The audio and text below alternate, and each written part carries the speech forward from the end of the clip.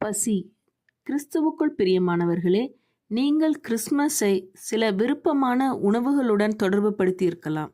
ஆனால் மரியாளின் பாடலில் உள்ள இந்த வார்த்தைகள் நம்மை ஆச்சரியப்படுத்தும் விதமாக உள்ளது. நாம் உண்மையில் எதற்காக பசியுடன் இருக்கிறோம்? மரியாள் சொல்கிறார்கள், பசியுள்ளவர்களை நன்மைகளினால் நிரப்பி ஐஸ்வர்யம் உள்ளவர்களை வெறுமையாய் அனுப்பிவிட்டார் என்று. இதை குறித்து சகோதரி நான்சி என்ன சொல்கிறார்கள் தெரியுமா? தேவதூதன் கேப்ரியேல் தனது வாழ்க்கைக்காக தேவன் என்ன திட்டமிட்டார் என்பதை மரியாளிடம் கூறிய பிறகு தேவதூதர் கேப்ரியேலின் செய்திக்கு மரியாள் தனது இருதயத்தின் உண்மையான பசியை வெளிப்படுத்தி அவருக்கு பதிலளித்தார். மரியாள் தேவதூதரிடம், இதோ நான் ஆண்டவருக்கு அடிமை, உம்முடைய வார்த்தையின்படி எனக்கு ஆக கடவது என்றார்.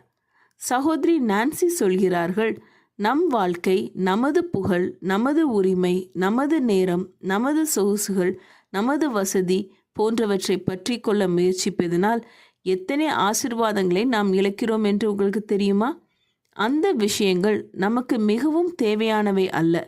நமக்கு உண்மையிலே தேவைப்படுவது மிகவும் முக்கியமானவற்றிற்காக பசியுள்ள அனைவருக்கும் அவர் கொடுக்கும் நன்மைகள், நமக்குள் இருக்கும் அவருக்கான பசி. ஜெபம் செய்வோம்.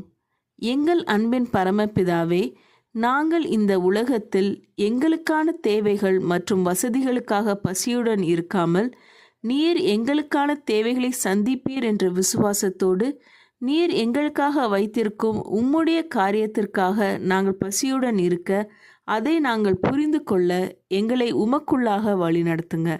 இயேசுவின் மூலம் ஜெபிக்கிறேன் பரமபிதாவே, ஆமேன். இந்த மெசேஜ் 13 டிசம்பர் 2021 நான்சி டிமாஸ் வால்கமோத் அவர்களின் இயேசுவை தேடி என்ற புரோகிராமிலிருந்து எடுக்கப்பட்டது. கர்த்தர் உங்களை ஆசீர்வதிப்பாராக.